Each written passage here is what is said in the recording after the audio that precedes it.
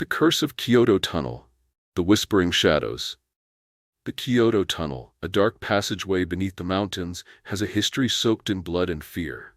Built decades ago, it was constructed through forced labor, and many workers perished under mysterious circumstances. Some believe the tunnel was cursed long before, as it was carved through an ancient burial site. The spirits, disturbed from their eternal slumber, now haunt anyone who dares to enter.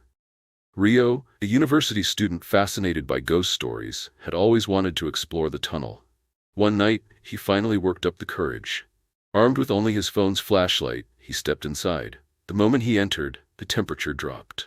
His breath turned to mist in the air. The tunnel smelled of damp earth and something else, something rotten. As he walked deeper, his footsteps echoed unnaturally, like someone was following him. He paused, listening. Silence. Then, a whisper. Ryo. His blood ran cold. He hadn't told anyone he was coming here. The light flickered, his phone screen glitched, and for a brief second he saw something, a dark figure, standing at the far end of the tunnel, watching. A wave of fear gripped him, but he forced himself to move forward. Maybe it was just his imagination. Maybe it was. His flashlight died. A chill ran up his spine as he felt something behind him, a soft breath against his neck. Then the whisper returned. This time, it was closer. Leave before it's too late. And then a scream, a blood-curdling shriek filled the tunnel, making his ears ring.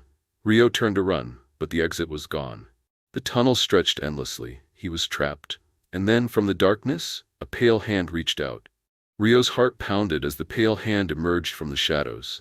His body froze in terror, his mind screaming at him to run, but his legs refused to move. The whispering returned, growing louder, turning into agonized wails. Then, the flashlight on his phone flickered back to life for just a second. And he saw it. A figure stood inches from him, a woman with hollow, sunken eyes and a twisted grin stretching unnaturally across her face.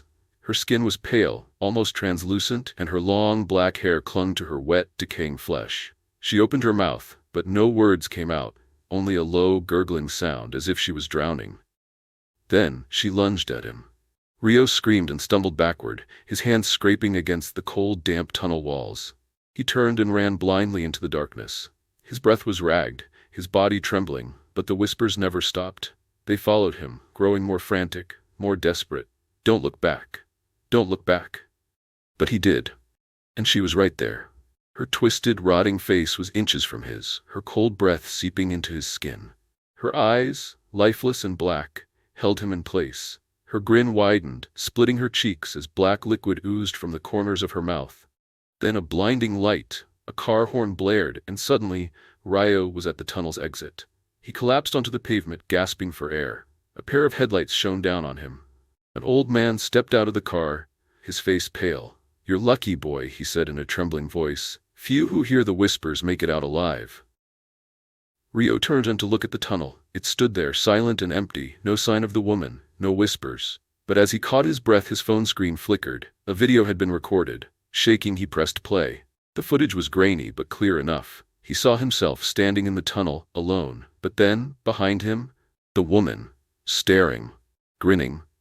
And just before the video ended, she whispered one last time, "See you soon. Like, share, and subscribe for more horror stories."